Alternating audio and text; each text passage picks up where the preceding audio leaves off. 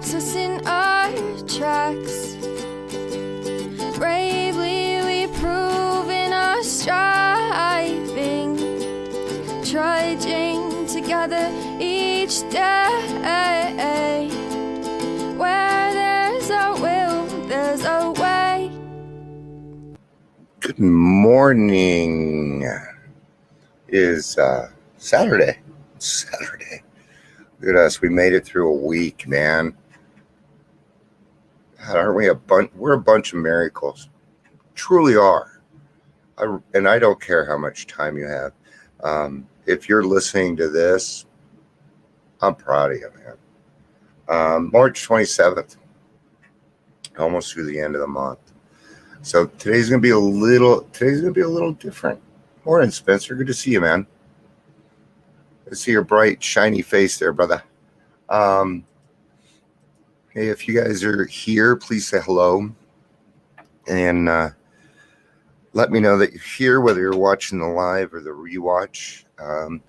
Utilize the emoticons. If I say something you like, put up a heart, little thumbs up. Maybe I say something that you don't agree with, and put up that mad face. That's fine.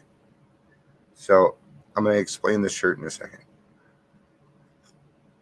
because I know my wife got me this shirt for my birthday. All right. And it's awesome. Okay. She's a normie.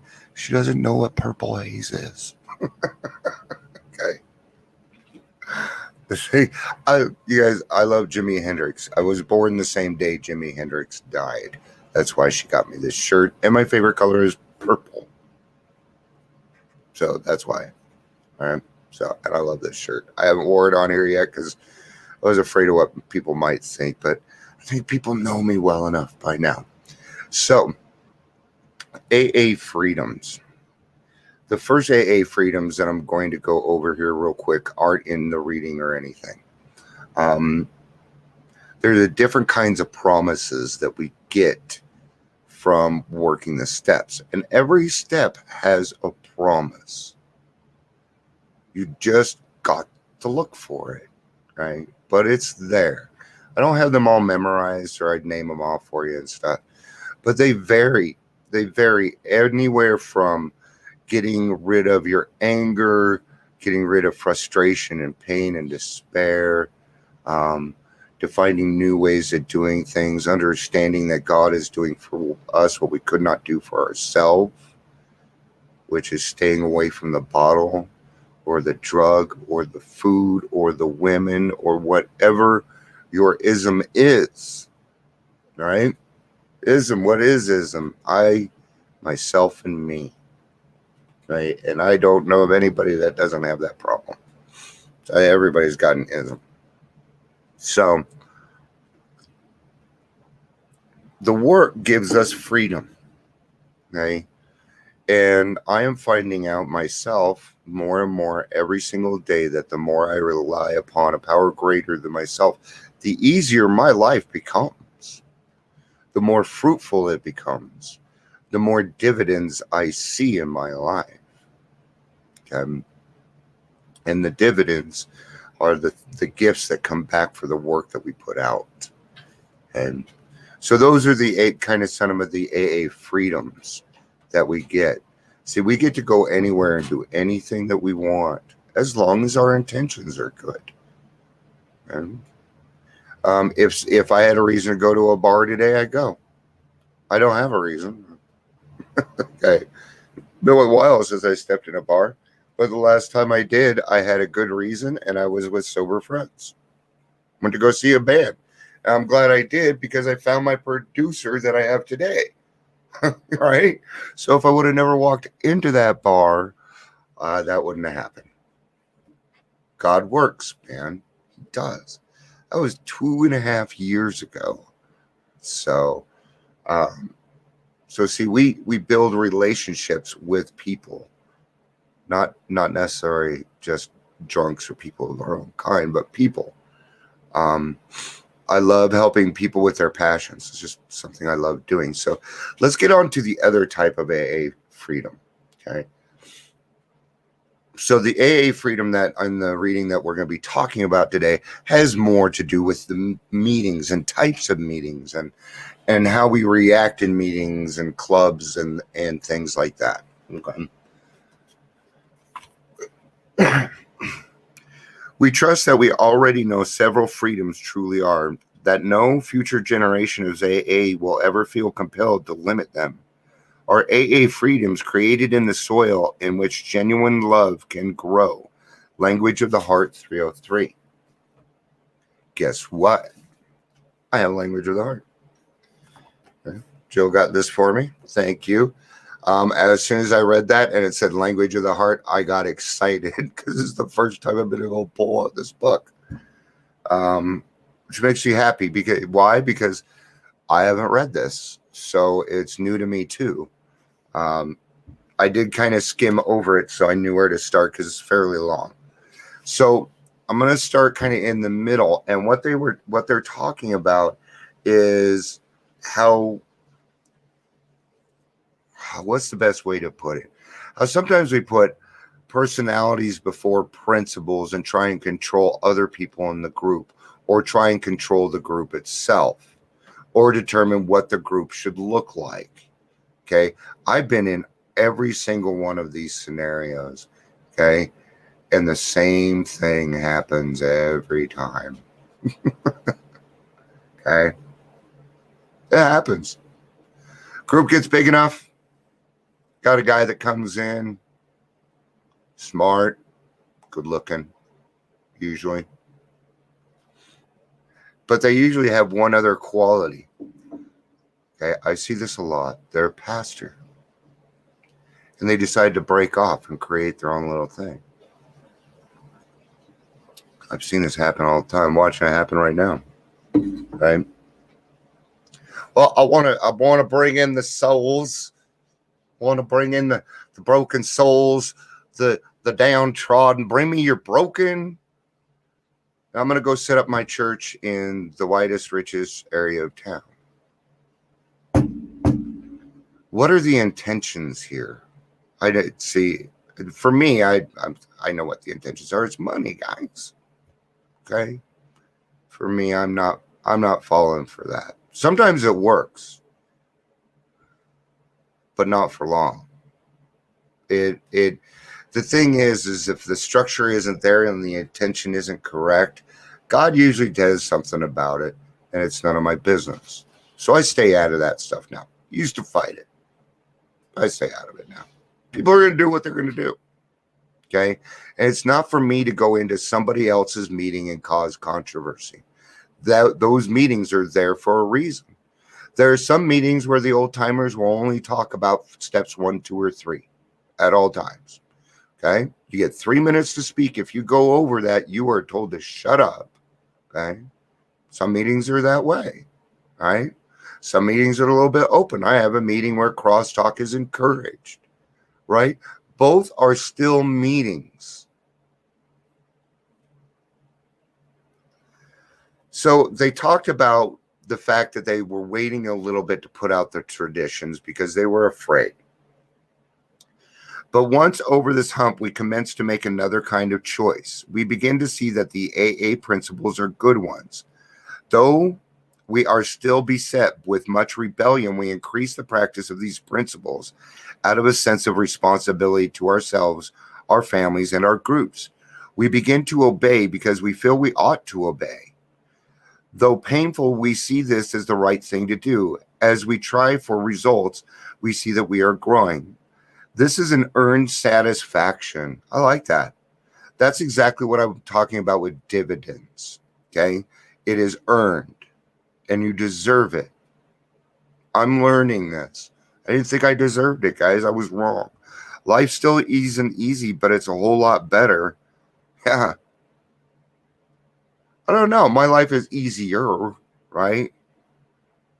Besides, we have a lot of company. All around us, there are plenty of fellow travelers, individuals, or groups. We can do together what we can't do in separation. Okay? I am a firm believer in something.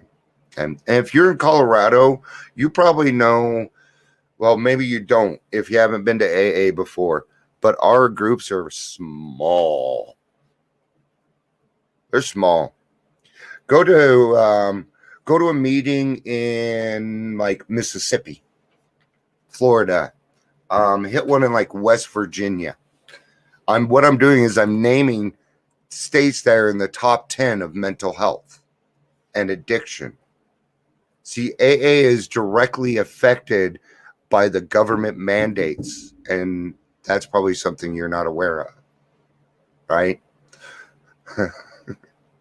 So Colorado, I'm going to make this very short, but I think knowledge is power. Am I right? Am I right? I'm right, right? Yeah. Okay.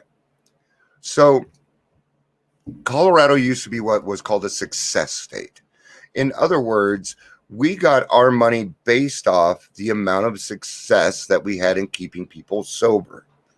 We did that by having people in recovery run detoxes. Okay. Now you know that, right? And at that time, when I was in it, we were number 8. We were always in the top 10. Roy Romer was great about one thing, prevention. Prevention is the key. It is the number one key. It is the biggest thing to stop other people from utilizing drugs and alcohol. I'm going to give you a fantastic example, and this is how I know it's true because it happened to me. Okay? My mom took me to AA when I was 14, 13. Okay? I barely even started my drinking career. Okay? In fact, it ended because my mom quit drinking. 12, how am I going to get alcohol? Funny how that works. And they told me about how I had this addicted personality, okay? And that if I would ever try drugs, I was done. And you know what? I hardly even touched them. I'm not saying I didn't do them, okay? Somebody used cocaine. This is what happened. I had some friends. Let's do some cocaine. I'm right. Let's do it. Yay! Great weekend, blah, blah, blah, back to work. Doing it once a month. Before you know it's every weekend. They show up on a fucking Wednesday. My red flags are flying up. Okay. Don't get me wrong. I was drinking. I'm probably drunk when they came over. Let's do this. No, I'm done. Get out. So see how prevention worked? Prevention saved my fucking life. Right? It did. I know you guys kind of turned into a, but this is information that we need to know. So what happened? What happened? And I've had a discussion with NADAC on this, and they got mad at me for bringing this up. Okay. That shows you where their intentions are. Go talk to Mr. Jonathan DiCarlo. I will give you his information. So what happened? So Bush came in, and he said, hey, I'm an education guy, and I'm all for education. I am. But what they did is they said, we will give you the same amount of money for those detoxes if you hire people with bachelor's degrees. So then what happened is Colorado got lazy. And this is exactly why Arapahoe House shut down. Our largest treatment facility. Arapahoe House was highly successful. It was started by a woman named Joe Wright, okay, which was my mother's sponsor. I knew Joe Wright. Joe Wright brought in a lot of money. Joe Wright lived in a 1-bedroom small house in Denver, over by Regis. What does that tell you? She didn't need no big fucking church in Lone Tree. We're here to save everybody's soul. Bring me your the fucking thing down in 5 Points where we need it. So what they decided to do was now detox. You go to detox. The person that's there to help you is going drinking after their shift. They don't give a fuck about you. They're there to do their time. And every professional I have ever talked to agrees with me except for the people that make the decisions, NADAC. I brought up going back to success. They got mad at me. Yep, they sure did. So what does that tell you? Yes, you guys. So what does that tell you? That tells me we got some work to do. That means we need to get ourselves back into the hospitals and doing 12-step work. They need the help. Trust me. I'm at the hospital once a freaking week between me and my wife. I'm exaggerating a little bit. Okay. But I always talk to the doctors and nurses about what I do. Yesterday, I talked to my technician, and she's like, I know 3 people that need your help right now. 12-step work. 12-step work. It is up to all of us. Back to prevention. We need to be getting into these classrooms and talking to these kids. We need to.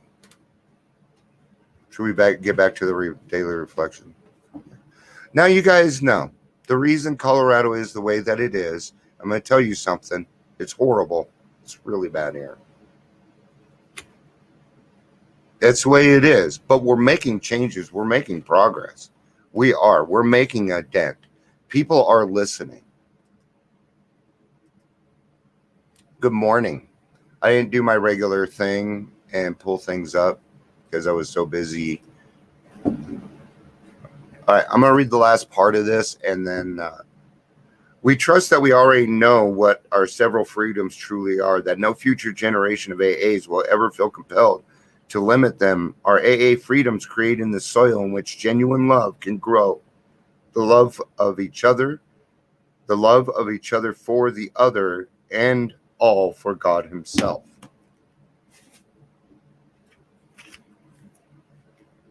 I craved freedom. First, freedom to drink, later, freedom from drink. The AA program of recovery rests on a foundation of free choice. There are no mandates, laws, or commandments. AA's spiritual program is outlined in the 12 steps, and by which I am offered even greater freedoms is only suggested.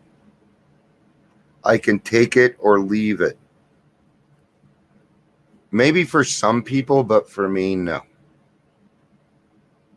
I understand why things are suggested. We don't like to be told what to do. But if you're not open-minded enough to take direction so that you don't fucking kill yourself, I might take it a little bit more seriously than a suggestion. My sponsor told me these were have-tos, and I didn't mind hearing that at all. Okay, but not everybody is me. Sometimes we need to eat. We need to kind of ease in there, right? And meet them where they're at. See, I'm kind of a hardcore, and I don't always express that here for reasons, but I'm kind of I'm a hardcore AA'er. I'm a big book thumping, you better do your fucking work, get a sponsor guy. I am. It's hard work. It is the hardest thing you will ever do in your life, and it is the best thing you can ever do for yourself and everyone around you. I'm offered even greater freedoms is only suggested. I can take it or leave it.